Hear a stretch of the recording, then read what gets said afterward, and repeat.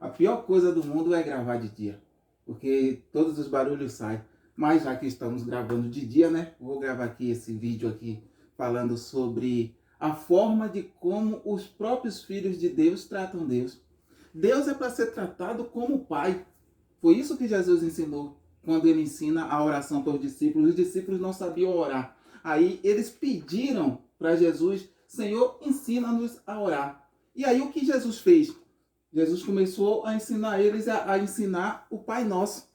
Pai nosso que estás nos céus, santificado seja o vosso nome, venha a nós o vosso reino, seja feita a vossa vontade. E isso é impressionante porque a maioria das pessoas, a maioria dos crentes, trata muito mais Deus como um ser carrasco, como um ser absoluto, um ser exigente, um ser que se a gente não obedecer ele vai nos destruir. Não. Jesus nos ensina que nós temos que tratar Deus como Pai, porque Deus nos trata também como filhos e é a forma que Ele quer que nós vejamos Ele. Mas infelizmente, né, eu vou sempre reiterar aqui, infelizmente, a maioria das pessoas trata Deus como um ser carrasco. E é por isso que muitos não sabem distinguir religião de Deus. Deus é o nosso Pai. Deus é o nosso refúgio, Deus é a nossa fortaleza, Deus é o Criador, Deus é aquele que nos sustenta, Deus é aquele que mantém todas as coisas em conformidade.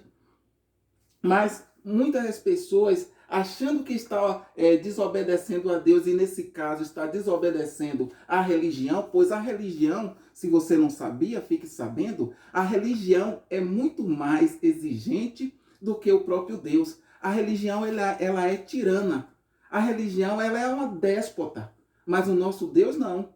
O nosso Deus, que é também o nosso Pai, ele nos trata com longanimidade, ele nos trata com benevolência, ele nos trata com amor e ele quer que sempre nós venhamos atinar para o caminho certo. Ele não quer que nós venhamos viver uma vida avacalhada. Ele não quer que nós venhamos viver uma vida de qualquer jeito. Ele quer que nós venhamos viver uma vida segundo a sua palavra. É por isso que Jesus ele veio à Terra para nos ensinar isso. Infelizmente, as pessoas não compreendem isso e tratam Deus como um ser carrasco. Mais uma vez, eu reitero aqui, as religiões são tiranas.